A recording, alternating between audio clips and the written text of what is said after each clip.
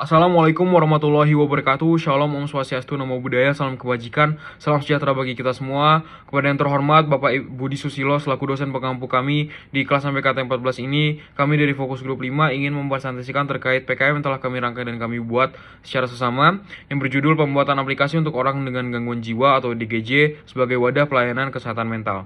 Nama saya Noval Zakian Febrianto. Saya tidak sendiri, saya ditemani oleh kawan-kawan saya. Di antaranya adalah Nadif Rafif Prasasta, Dinda Anggina Afiani, Kania Zafira Ulfa, Muhammad Aprizal Hanafi, dan Khalisya Fania. Daftar isi PKM kami meliputi bab 1 yaitu pendahuluan, di mana kita akan menjelaskan terkait latar belakang, tujuan, dan manfaat kami untuk membawa topik-topik ini.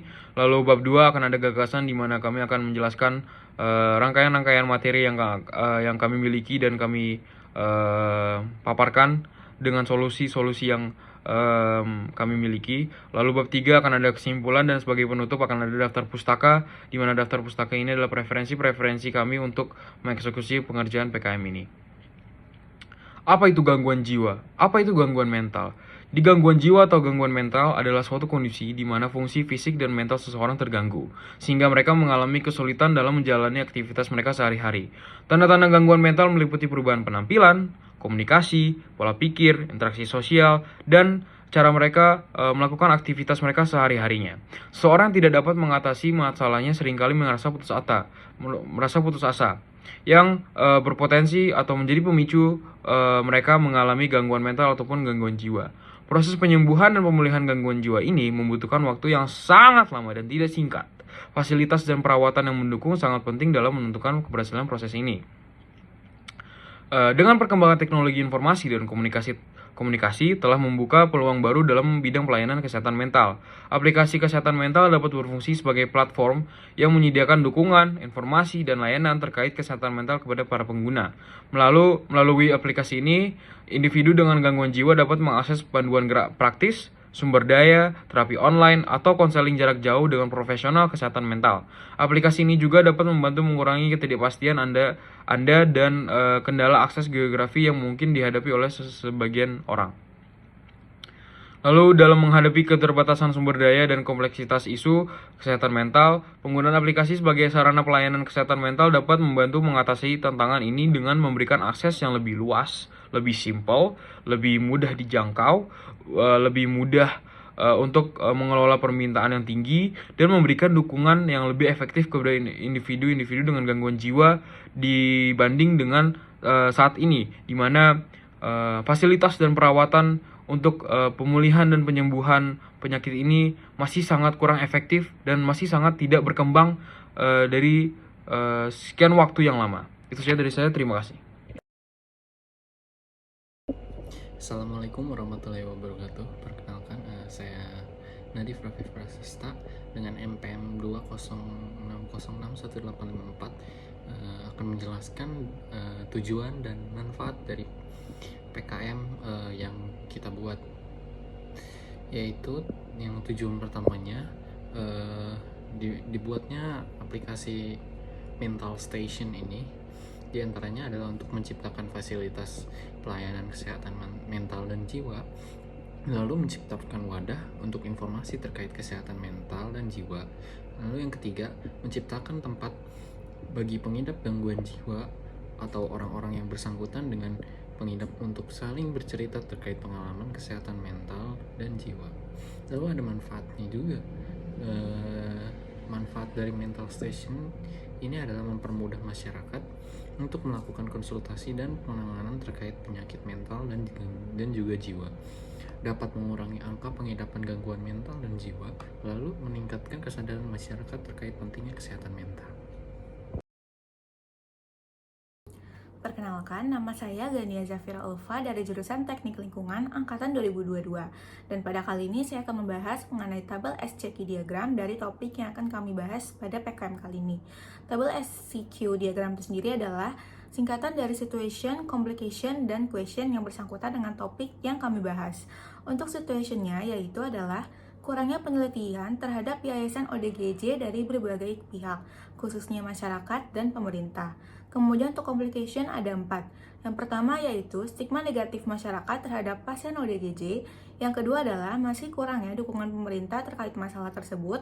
Yang ketiga, minimnya kemampuan yayasan dari segi fasilitas maupun segi kerja tim. Dan yang keempat yaitu butuhnya fasilitas lain di samping adanya yayasan ODGJ. Kemudian untuk question yang kami ajukan yaitu apa yang dapat dilakukan dari berkurangnya penerimaan ODGJ di yayasan penampung dan bagaimana caranya menanggulangi hal tersebut. Untuk pembahasannya, penyebab dari permasalahan tersebut adalah karena adanya subpermasalahan lain seperti people, equipment, material, serta proses. Sebagai masyarakat yang peduli akan hal ini, serta melalui proses pertimbangan ide-ide untuk mengatasi masalah ini, kami memutuskan untuk membuat aplikasi Mental Station yang mampu sebagai penghubung dari pasien ODGJ dengan pihak-pihak profesional, sehingga penanganan yang didapat bisa lebih efektif di luar dari kemampuan yayasan ODGJ menampung pasien. Pada sistem ini, kami membuat beberapa fitur unggulan seperti konsultasi online, layanan khusus, apotek, screening mental health, sharing session, dan penunjang kebutuhan atau kondisi darurat. Perkenalkan, saya Dinda Agina Aviani dengan NPM 2206024902 dari Departemen Teknik Industri Angkatan 2022. Selanjutnya, kami menggunakan fishbone diagram untuk menentukan akar-akar masalah dari berkurangnya penerimaan ODGJ di yayasan akibat sulitnya ODGJ untuk kembali ke masyarakat. Aspek yang pertama yaitu aspek manusia, yaitu tenaga kerja di yayasan yang kurang profesional sehingga perawatan terhadap pengidap ODGJ kurang maksimal. Yang kedua yaitu aspek metode pelayanan, yaitu sistem kerja atau SOP di yayasan yang kurang efektif sehingga perawatan terhadap ODGJ kurang terjaga. Selain itu juga sarana pembantu untuk pengidap ODGJ yang masih sulit ditemukan, seperti fasilitas untuk keadaan darurat pengidap ODGJ yang masih sulit ditemukan. Penyebab ketiga adalah aspek material, yaitu kurangnya fasilitas yang memadai untuk para pengidap ODGJ. Hal ini berkaitan dengan aspek keempat, yaitu aspek biaya, kurangnya dana untuk memfasilitasi fasilitas yang memadai di yayasan.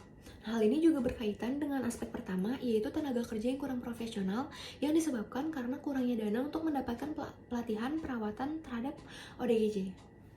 Aspek selanjutnya, aspek kelima yaitu pemerintah. Pemerintah yang masih kurang memperhatikan para pengidap ODGJ, seperti kurangnya publikasi terhadap peraturan pemerintah terkait pengidap ODGJ. Selanjutnya, aspek keenam yaitu lingkungan. Masyarakat masih memiliki stigma negatif terhadap pengidap ODGJ, sehingga ODGJ masih kurang diterima oleh masyarakat bahkan saat pengidap tersebut sudah sembuh. Perkenalkan, nama saya Muhammad Aprisalan Nafi dengan NPM 22068257444 dari Program Studi Teknik Sipil Angkatan tahun 2022. Selanjutnya merupakan solusi yang diterapkan dengan beberapa analisis SWOT yang dimulai dari strength, yaitu dapat diakses dan digunakan dengan mudah, banyak fitur-fitur berguna yang dapat digunakan, masyarakat menjadi tahu dan dipermudah untuk mengetahui informasi terkait dengan ODGJ. Lalu untuk bisnisnya, biaya startup dan pemeliharaan software dalam jangka panjang yang dapat dinilai relatif mahal. Lalu juga proses pengembangan aplikasi yang tidak singkat, dan juga kesulitan masyarakat untuk beradaptasi terhadap aplikasi baru. Untuk opportunities, kesempatan untuk update dan perkembangan aplikasi, kesempatan untuk berkolaborasi dengan pemerintah atau dengan organisasi non-profit yang bergerak dalam sektor kesehatan mental. Dan yang terakhir, terdapat keunikan produk di mana tidak ada aplikasi pesaing. Dan yang terakhir, threat, yang dimana sulit untuk mendapatkan pasar pertama tanpa bantuan pemasaran yang tepat. Lalu kemungkinan adanya bugs dalam aplikasi yang bersifat berkelanjutan. Dan yang terakhir adalah untuk mendapatkan sertifikat persetujuan dari pemerintahan untuk meluncurkan aplikasi. Keefektifan dari fitur-fitur yang dikembangkan tentunya berbeda dari segi dampak dan usaha. Untuk Mental Station sendiri yang terdiri dari beberapa fitur di dalamnya, seperti konsultasi online, layanan khusus, apotek, dan juga screening. Fitur tersebut termasuk quick wins, karena dengan usaha kecil pengguna, ia dapat berkonsultasi dengan profesional atau screening yang dapat berkemungkinan berdampak besar kepada pengguna. Mental Social di mana terdapat timeline berupa berita, podcast, sharing session yang berkait dengan kesehatan mental, termasuk low effort dan low impact, karena tidak semua orang pastinya akan melihat semua isi postingan yang ada. Lalu yang terakhir untuk SOS termasuk high effort dan high impact, karena harus ada usaha yang besar di mana pengguna dapat meminta bantuan urgent kepada profesional, namun akan mendapatkan dampak yang besar juga. Tentunya dalam mewujudkan program aplikasi Mental Station, dibutuhkan pihak yang akan menjalankan aplikasi ini dengan rasa saling membutuhkan, serta pihak yang akan bekerja sama dengan kita terkait permasalahan ODGJ, di mana pihak-pihak tersebut terdiri dari pertama, dokter spesialis kejiwaan yang berperan dalam memberikan pertolongan kepada ODGJ. Yang kedua, adalah spesialis IT sebagai seseorang yang akan membuat dan memelihara aplikasi Mental Station.